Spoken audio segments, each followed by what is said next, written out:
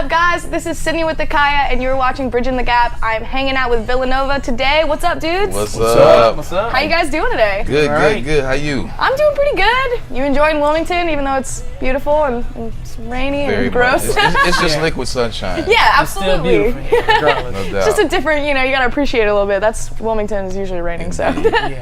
So let's introduce yourself for all the Kai fam that may not have never heard of Villanova before. BC Villanova, singer and guitar player and pasty white frontman. Wow. Sean Bean, drummer, background vocalist, and church boy. Nice. Bobby Dredd, aka Bobby Bass Alien, bass guitar, putting that funk up in your face. You know? Gotta love the funk. Oh yeah. Well, thank you guys for coming to hang out with me today. Thanks for having us. Let's just start with the beginning. What's the origin story? Where'd you guys start? How'd you guys come together? Everyone loves a good origin story. Oh yeah. Origin story. So in high school, I had a band called Villanova Junction, which was a song title off the Jimi Hendrix Woodstock album. It was like track 21 or something like that.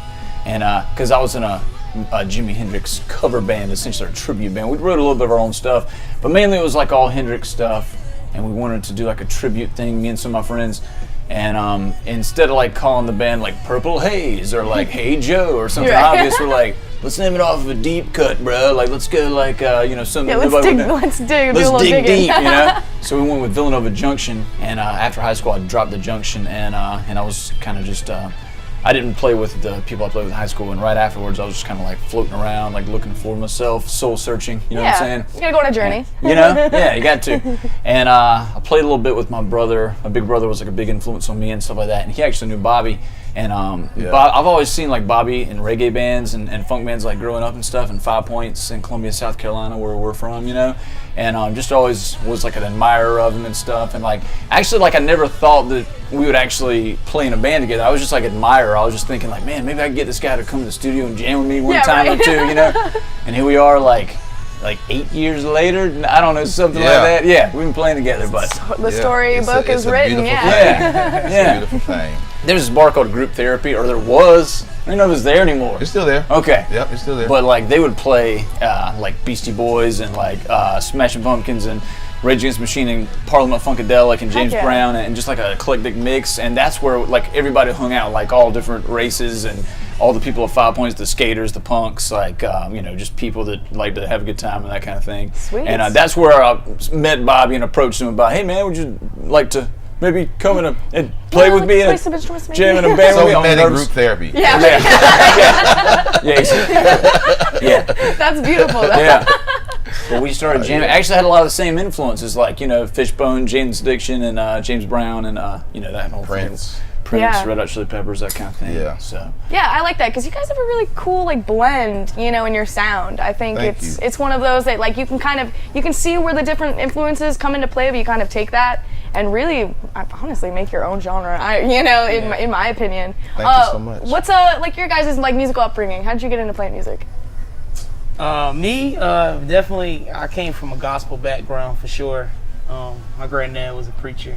So like I grew up with him all summer, every summer, like church 5 days a week, choir practice, and this and that and the third. So a lot of my musical influence came from Kurt Franklin, Donnie McClurkin, and people like that. And then I met these guys. I started learning about other genres of music and so many other things. It's just like my mind expanded into like all the genres, and like we were all well-rounded musicians, and we have so many influences, like Prince and of course Funkadelic and Parliament, all that good stuff. We call him Young Sean, by the way, because he's only 12 years old. Yeah. I don't know if you're aware of this, but he's only 12. Got a little baby face. So basically the story is we plucked him from church and made him play all these dank urine-soaked bars with us across America. And that's what we've been doing for the last like 4 years. You want to come home. But no, we love him. He's freaking great. Like we've been doing the trio a lot. We also have DJ Abel One that plays with us, and he plays keyboards and stuff.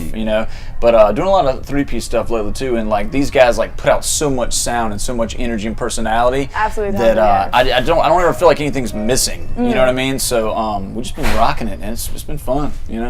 So what's your kind of like writing process or like jamming? You know, do you just kind of get together and just kind of just throw ideas out, or do you kind of come with stuff? The songs always start with me, and it's just like me on a piano, me on acoustic guitar, me on a long drive or whatever, and just stuff in my head, like just a long series of silence and thinking about things. And I always feel like a good song can come when you're at an extreme, you know what I mean? Like whether you're extremely angry or extremely sad or extremely happy, you know what I mean? But if you're just like this lukewarm period in your life, like all your songs are probably going to be really crappy, you know what I mean? Right, it's where the passion comes from, you know, behind the words, you know, to really kind of make it alive. And that's what, you know, guitar and bass and drums, it's like they help carry that like backbone, I think, to really like not only like hold up the lyrics, but be able to like push them out in the way that you know, fully intended someone to kind of receive them. That's where our strength comes from. Like for me, like the lyrics get a little more personal. Like they're really just you know, very biographical and autobiographical, and like just it's a real emotional thing for me. But when we play it as a full band, all of a sudden it's like strong, and these guys bring the power and the strength to it. You know what I mean? So it's like finally full. You know, it's full, and it's not, you know, it's more accessible in a way too. For some reason, like when we all play them together, it's just I don't know, it's infectious kind of thing when that happens. Some kind of magical chemistry that sometimes you're lucky enough to stumble upon in this cosmos you of ours. You gotta take it when you got it. Yeah. You know.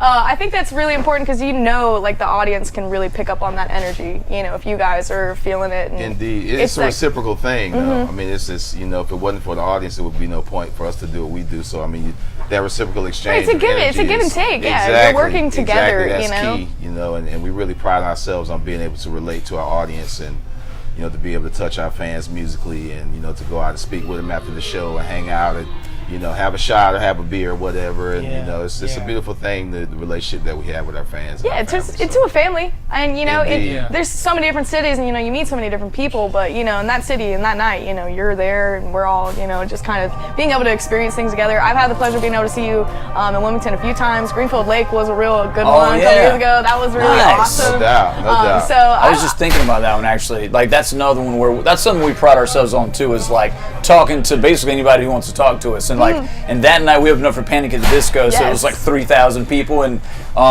no throw shade in those guys' direction or anything like that, but those guys aren't out like talking to fans or anything. So all the people that wanted to talk to bands, like all they had was us, really. So like they came up, and it was a long line. Like you were there. I mean, you know, that's cool. Yeah, that's the first time I had seen and heard you guys, and honestly, from that point on, like I followed you, and I was like, you know, hoping to see you guys again. So no I doubt. think that's great because you know, every show you play is that one person that decided to come out that night that hears you and it's like, oh, these guys are pretty cool. Like, let's go. I think our Wilmington fan base went up significantly because of that too, because of the show, and because we were talking to like everybody. The merch line was like, you know, forever, and taking pictures with everybody, and we do that all the time. But that particular show that you mentioned, like that was super. It's such a pretty venue and really cool. Being able to be outside, you know. And Panic killed it, and New Politics killed it. Yeah, that was a amazing. high energy show. You guys fit right in. I really love that. It was awesome. So, like you said, you've been playing for, you know, years. Do you have any favorite cities or venues that y'all have been to?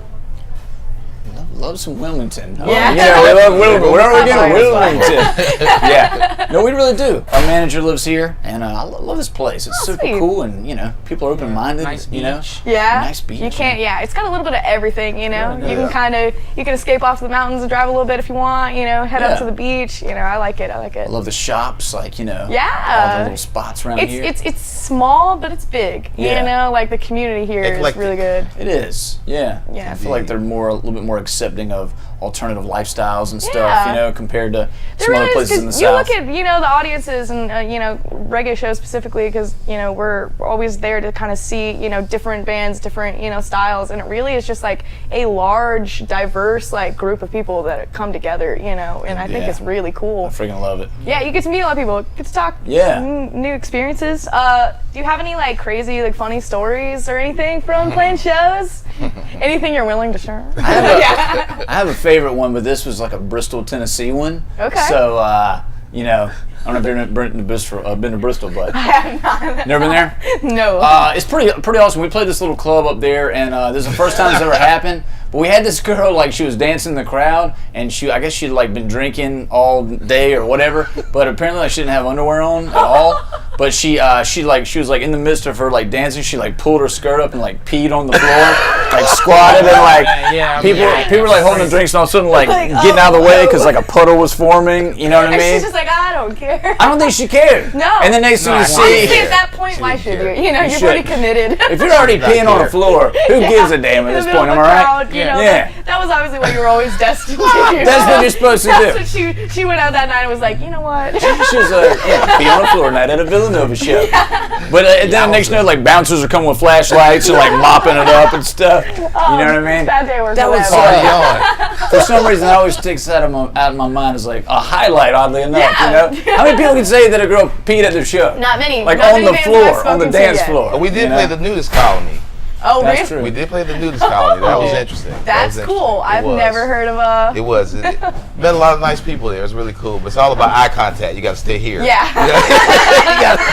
There's unspoken rules sometimes, you know. Yeah, it's a lot of fun though. Very nice people. That was nervous for me because I've never played in a room full of naked people like. You know when they with say us. though, if you're nervous on stage, to picture everyone in their underwear. So like. Yeah, is that it's kind of hard. That's a good point though, you know.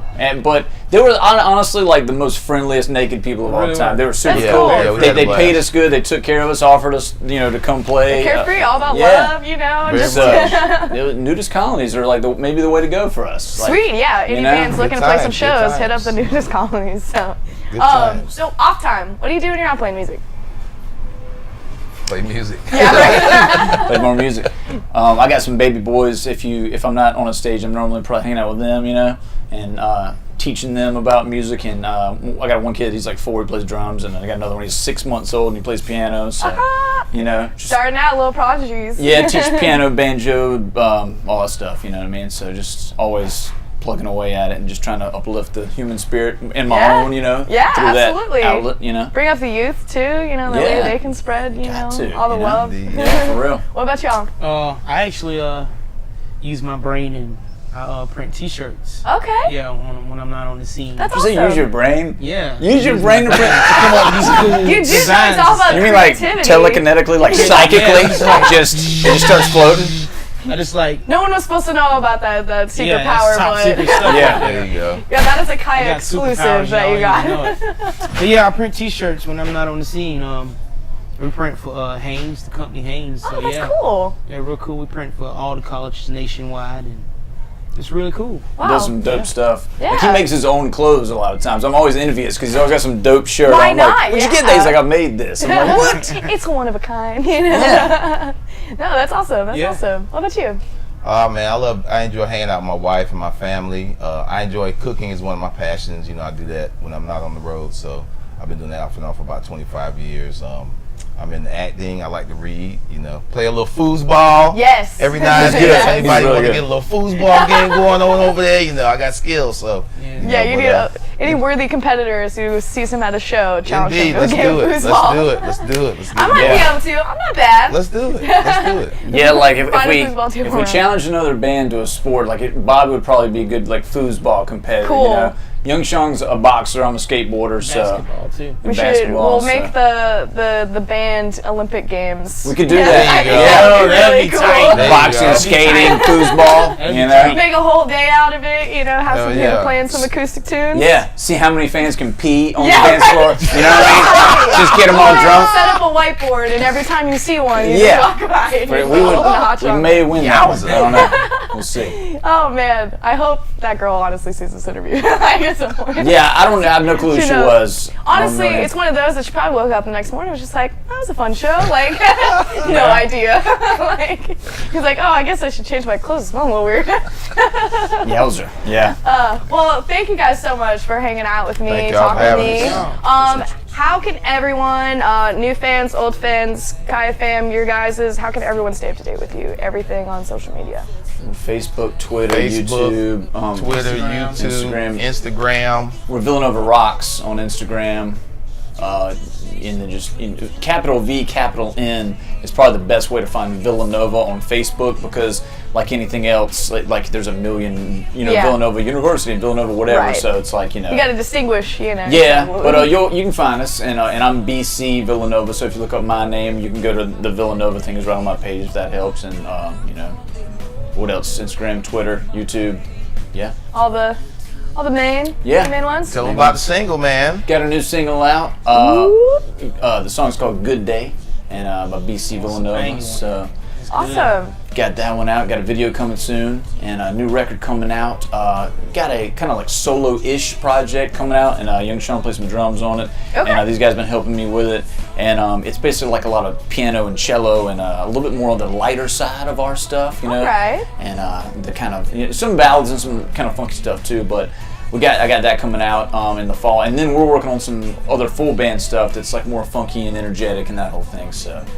So, got stuff to look forward to then? Yes. Yes?